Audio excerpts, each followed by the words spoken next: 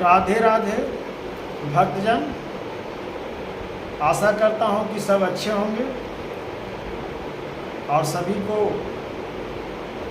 हाथ जोड़ के नमस्कार और प्रणाम करता हूँ। अब भक्ति की प्रेरणा से भक्ति का ज्ञान प्राप्त कैसे होती है और भक्ति का मार्गदर्शन कैसे होता है। तो आज हम श्री कृष्ण भगवान अर्जुन जी के नामों का कुछ हम वर्णन करते हैं। अर्जुन जी का नामों का हम वर्णन कुछ करते हैं। अर्जुन जी जब कुरुक्षेत्र में युद्ध कर रहे थे, इसी के विषय में हम भक्तजन आप लोग को हम बताने का मार्गदर्शन और ज्ञानों की प्रेरणा आकांक्षा के लिए अपना वचन को हम श्रीमद् भागवत कथा की ओर से रखता हूँ। तो राधे राधे। अर्जुन ने नामों को अर्थ अन्यघ्य पाप रहित निष्पाप, जिस ध्वज पर कपि मने हनुमान जी हैं, जिस ध्वज पर हनुमान जी विराजमान हैं। जब श्री कृष्ण भगवान अर्जुन जी थे तो उनके रथ पर जो ध्वज जो ऊपर जो वहाँ पे हनुमान जी विराजमान थे।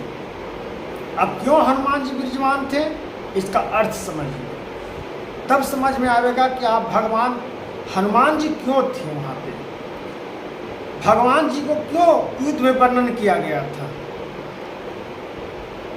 क्योंकि रामायण में भी हनुमान जी हैं, महाभारत में भी हनुमान जी हैं।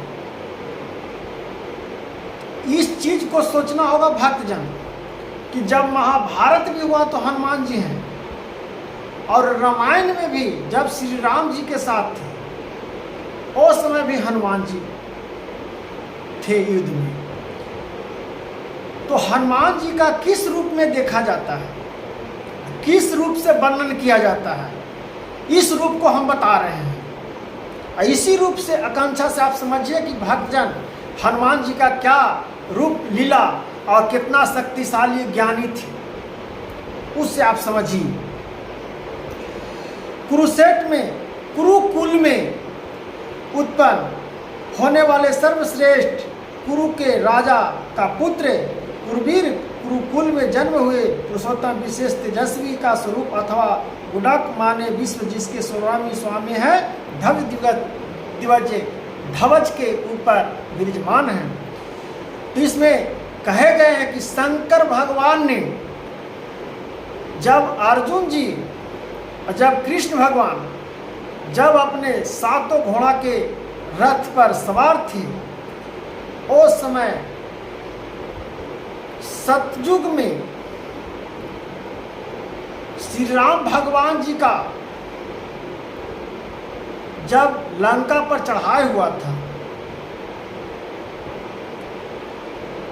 तब श्री राम जी ने वहां से सीता मैया से मिलकर जब श्री राम जी के पास आकर अंगूठी का संदेश दिए थे सीता मैया को कि अशोक वाटिका में रावण रखे हुए हैं सीता मैया को, अशोक वाटिका। तब उसी समय आप रामायण पढ़ के देखिएगा, उसी समय श्री राम भगवान अपने मुख से बोले थे कि हे हनुमान, तुम्हारा युगो युग में अपना भक्ति के रूप में तुमको रखूंगा। जब युग में मेरा जन्म होगा, धर्म का जब हानि होगा, जब युग में हमको आना पड़ेगा, अवतार लेना पड़ेगा, उस समय आपको भी अवतार के रूप में हम प्रकट करेंगे। तब रामायण से ही हनुमान जी का, श्री राम जी विष्णु का अवतार थे, तो विष्णु का अवतार थे, तो श्री राम भगवान ने जब वरदान दिए हनुमान जी को, उसी आस्था से उसी दिन से भगवान श्री राम जी फिर अवतार लिए कृष्ण के रूप में, जो द्वापर में। तो द्वापर में तब हनुमान जी भी प्रकट हुए, क्योंकि वचन से बंधे हुए थे और श्री राम जी वचन दे दिए थे। इसी दो प्रकार से मान के चलिए कि रामायण में हनुमान जी रहे और महाभारत में भी हनुमान जी रहे। तो श्री कृष्ण भगवान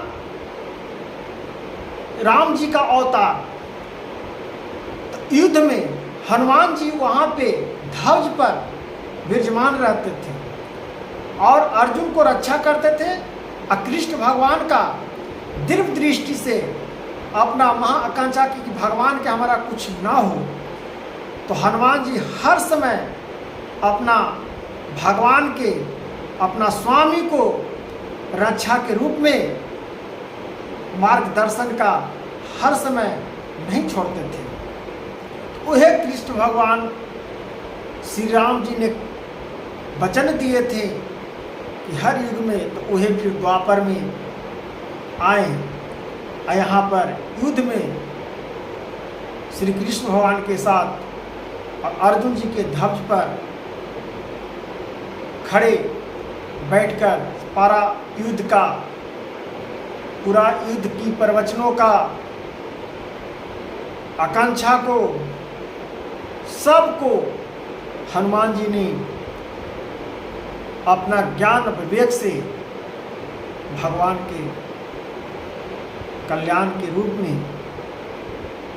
उत्पन्न हुए थे। इसी में महाभारत में हनुमान जी का भी मार्गदर्शन है।